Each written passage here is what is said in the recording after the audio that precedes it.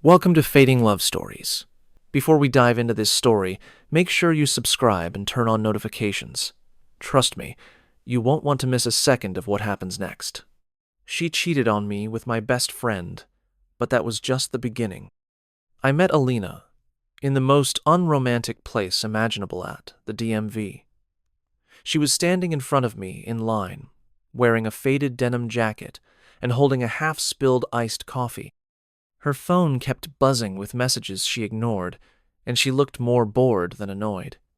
I cracked a joke about how the DMV should offer therapy while we wait, and she laughed. Not a polite laugh, but a real one.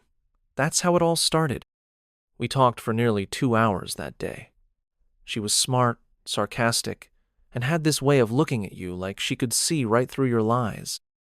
By the time her number was called, she turned around and said, "You better text me, or I'll assume you're one of those cowards who can only talk to girls when there's a line between you." I texted her that night, and from that moment on, she was mine. Or so I thought.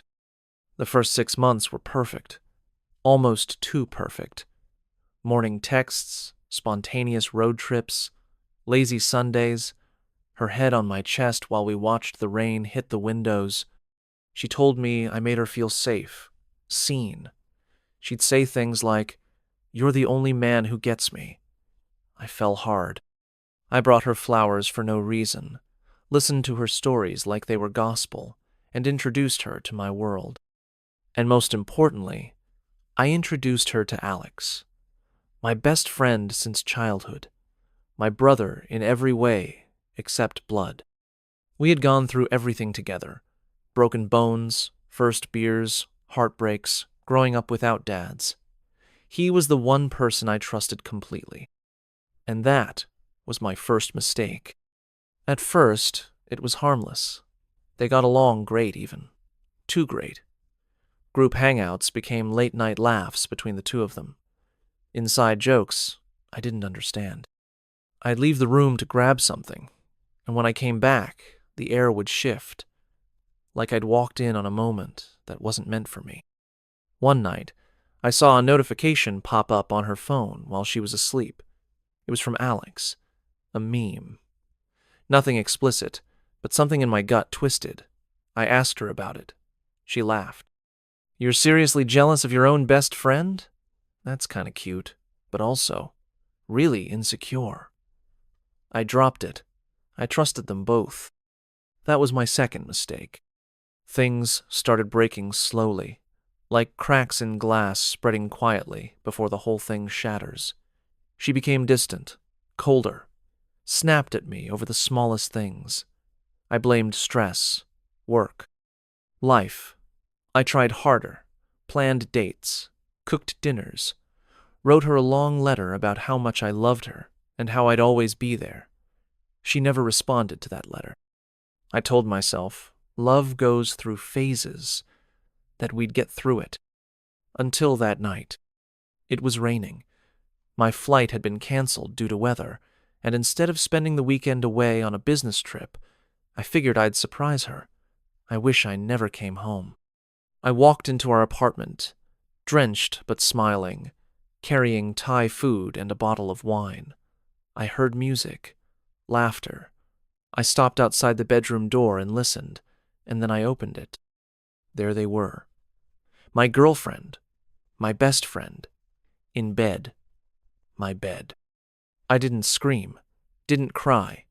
I just stood there like my soul had left my body. She didn't even cover up, just looked at me and said, "I didn't think you'd be back tonight." Like I was the one in the wrong. Alex looked away, coward. I left, quietly. That was the last time I ever saw her face to face. The weeks that followed were a blur of pain. I lost weight, couldn't sleep, couldn't eat. I felt like a ghost walking through my own life.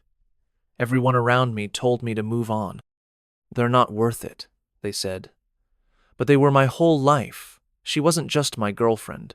She was my future. He wasn't just a friend. He was family. And both of them destroyed me. I started drinking, stopped going out, Started questioning everything about myself. Was I not enough? Was I blind? Was I ever loved at all? But then, something changed. One morning, I looked in the mirror and didn't recognize the man staring back. He looked like a shell, hollow-eyed, hopeless. And I said out loud, "Enough." That single word was the start of everything. I stopped drinking. I hit the gym every single morning before the sun came up. I got therapy. I rebuilt my mindset brick by brick. I started a business, something I had dreamed about for years but never had the guts to do. It failed, then failed again. But I kept going. 2 years passed. I wasn't the same man. I had a 6-figure business. I had confidence. I had peace. And I had no more bitterness in my heart, just lessons. Then, one night, it happened. I got a DM. "Hey, saw your post. You look amazing. Can we catch up sometime?" It was Alina. I stared at it for a long time. My heart didn't race. I didn't feel anger, just clarity. I left the message unread. No words. That was the closure I never got but finally gave myself. Months later, I ran into Alex. Random business event. He looked older, tired. We locked eyes. Silence. He came over, avoided my gaze, and said, "She left me. You probably already knew that." I didn't answer. He added, "You're doing good, man. I've seen your stuff. I guess you won in the end." I smiled and walked away, because it wasn't about winning. It was about healing. People will betray you, people you love, people you trust, people who swore they would never hurt you. But pain is a strange thing. It either breaks you or builds you. I let it build me. They thought they were destroying me. They were actually giving me the fire I needed to become the man I was always meant to be. So, no, I didn't get revenge. I got something better. Power. Peace. Purpose. Let them cheat. Let them lie. Let them walk away. But never let them break you. You're not what they did to you. You're what you choose to become after.